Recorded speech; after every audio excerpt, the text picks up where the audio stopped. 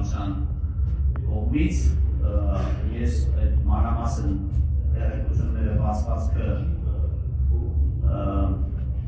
չունեմ իմ ձեռքի տակ հիմա, բայց քանի որ առանձին նշեցի գյուղատնտեսության ոլորտի լիզինգի ծրագիրը, ապա կարող եմ ասել, որ գյուղատնտեսությունը այդտեղ չի մտնում, այդտեղ կարծում ենք հիմնականում վերամշակող արդյունաբերության և շինարարության ուղղություններն են, որտեղ ձեռք են բերվել և տեսանելի է նաև, թե ինչպես է այդ պարտը նաև նրանք, որոնք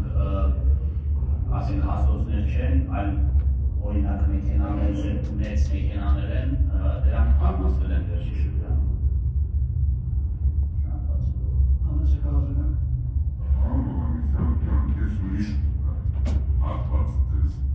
Ես ուզում եմ ասել, հնարավոր է դերներ շրջանալու միջոց չունեն, իրացման ծավալներն են նվազել, մենք ինչ ձևով ենք ուղեկցում չէ հնարավորական ավարտությունը,